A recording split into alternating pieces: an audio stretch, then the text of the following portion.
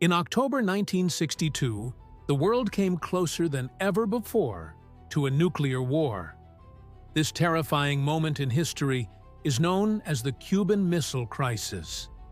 For 13 days, the United States and the Soviet Union stood on the edge of conflict.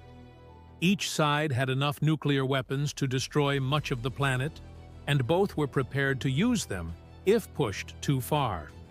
Most people believe that decisions made by President John F. Kennedy of the United States and Premier Nikita Khrushchev of the Soviet Union ended the crisis peacefully. While that is true, there was also one man, not a world leader, but a Soviet naval officer, whose decision may have been just as important. His name was Vasily Arkhipov, and by refusing to approve the launch of a nuclear torpedo, he may have saved humanity from destruction. The story begins with the Cold War. After World War II ended, the world was divided into two main powers, the United States and the Soviet Union. The two countries had very different political systems and became bitter rivals. This long period of tension and competition is known as the Cold War. Instead of fighting directly most of the time, the two countries tried to show strength through building weapons, gaining allies, and competing in different areas of the world. One of the most dangerous parts of the Cold War was the nuclear arms race. Both the United States and the Soviet Union built more and more nuclear bombs, each trying to make sure they could outmatch the other. By the early 1960s, both sides had enough weapons to destroy the world several times over. The situation became especially dangerous in 1959, when Fidel Castro led a revolution in Cuba. The new Cuban government was communist and allied itself with the Soviet Union. This was deeply troubling to the United States because Cuba is only 90 miles from Florida. In 1962, the Soviet Union secretly placed nuclear missiles in Cuba. These missiles could reach major American cities in just a few minutes, leaving almost no time for the United States to react. When American spy planes discovered the missiles, President Kennedy demanded their removal. He also ordered a naval blockade around Cuba to stop more Soviet ships from delivering weapons. The world now watched as the two strongest military powers faced off in a game of high-stakes brinkmanship. During this tense period, the Soviet Union sent several submarines to the waters around Cuba. One of these submarines was called B-59. Unlike many submarines, B-59 carried a very dangerous weapon, a nuclear torpedo. This torpedo was not just a powerful explosive, it was a weapon of mass destruction. If it had been fired at an American ship, it could have destroyed an entire fleet. More importantly, the United States would likely have responded with its own nuclear weapons, starting a full-scale nuclear war. Life aboard B-59 was extremely hard. The submarine was built to stay hidden deep underwater for long periods of time. Inside, the conditions were terrible.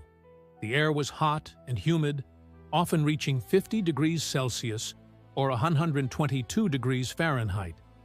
There was little fresh air, and the carbon dioxide levels became dangerously high. The sailors were exhausted, hungry, and stressed. To make matters worse, they had almost no communication with Moscow, so they did not know exactly what was happening in the outside world. They did not know whether war had already begun or whether peace was still possible. On October 27, 1962, the crew of B-59 faced their most dangerous moment. American ships discovered the submarine and began dropping practice depth charges. These were small explosives meant to signal the submarine to come to the surface, not to destroy it. But the men inside B-59 did not know that. To them, it felt like real bombs were exploding around them. They believed that the Americans were attacking and that war might already have started above the surface. The captain of B-59, Valentin Savitsky, was under enormous stress. He had been dealing with the unbearable conditions inside the submarine, and now he believed his ship was under attack. Convinced that war had already broken out, he decided that the only honorable course of action was to fight back with their most powerful weapon. He ordered the crew to prepare the nuclear torpedo, saying they would die, but take the enemy with them. The decision to launch the nuclear torpedo was not simple. According to Soviet rules, 3 officers had to agree before the weapon could be fired. The 3 men were Captain Valentin Savitsky, the political officer Ivan Maslenikov, and the second-in-command, Vasily Arkhipov. Savitsky wanted to launch the torpedo. Maslenikov also supported the decision. That left Arkhipov as the final vote. If he agreed, the weapon would be fired, and nuclear war could follow within hours. At that critical moment, Vasily Arkhipov refused to agree. He argued that they did not know enough about what was happening above the surface. They had not received orders from Moscow, and there was no clear proof that war had started. Instead of firing the torpedo, he persuaded the captain to calm down and bring the submarine to the surface. This was an incredibly brave act. Arkhipov had to stand up to his captain in front of the crew in a situation where emotions were running high and everyone feared for their lives. But he remained calm and reasonable, and his voice carried weight because of his experience. Just 1 year earlier, Arkhipov had been on another submarine, K-19, which suffered a serious nuclear reactor accident. Many crew members died from radiation exposure, but Arkhipov had helped lead and stabilize the situation. His courage and leadership during that crisis earned him respect in the Soviet Navy. On B-59, his reputation helped him convince the others not to launch the torpedo. In the end, the submarine surfaced, and the Americans allowed it to leave the area. The nuclear torpedo was never fired. The importance of this decision cannot be overstated. If Arkhipov had agreed with the other officers, the nuclear torpedo would have destroyed American ships. The United States would have assumed that the Soviet Union had launched a nuclear attack.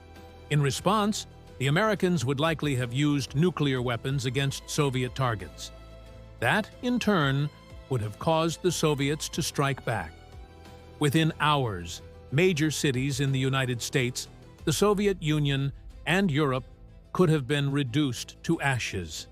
Millions of people would have died instantly, and millions more would have suffered from radiation.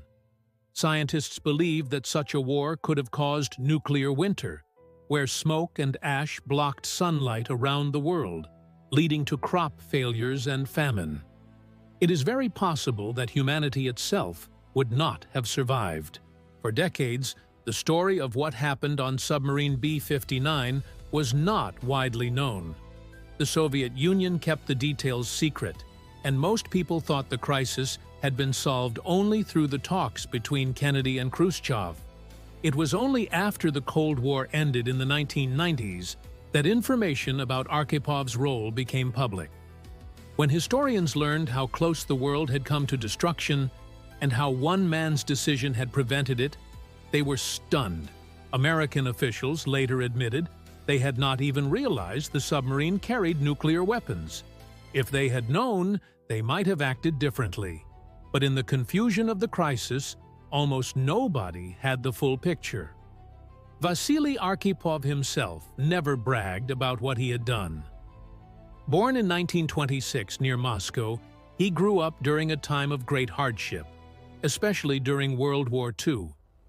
He joined the Soviet Navy as a young man and dedicated his life to serving his country. Those who knew him described him as quiet, thoughtful, and calm under pressure. He did not seek fame, and even after the events of 1962, he continued his naval career quietly. He eventually rose to the rank of vice admiral before retiring. He died in 1998, without most of the world knowing that he had once prevented global disaster. Today, many historians believe Vasily Arkhipov deserves to be remembered as one of the great heroes of the 20th century. His story teaches us several important lessons. First, it shows the danger of nuclear weapons. A single mistake or misunderstanding can bring the world to the edge of destruction. Second, It shows the value of calm leadership. In a moment when everyone else panicked, Arkhipov remained steady and reasonable. That calmness saved millions of lives. Finally, his story shows that history is not only shaped by presidents and generals. Sometimes, one individual's courage and judgment can change the course of the world. In recent years, Arkhipov has received more recognition. Documentaries and books have told his story, and some peace organizations have honored him posthumously. Yet his name is still not as famous as Kennedy's or Khrushchev's, even though his choice may have been just as important in preventing war.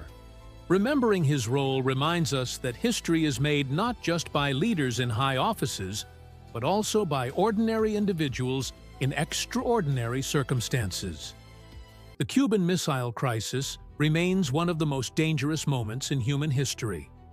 It was a time when fear, mistrust, and the threat of nuclear weapons pushed the world to the brink. But in the middle of that storm, on a cramped, overheated submarine deep in the Caribbean Sea, a single man chose reason over violence. Vasily Arkhipov's refusal to launch a nuclear torpedo may well have saved humanity from destruction. His story is a powerful reminder of how much difference one person can make and why calm judgment and moral courage are so important, even in the darkest times.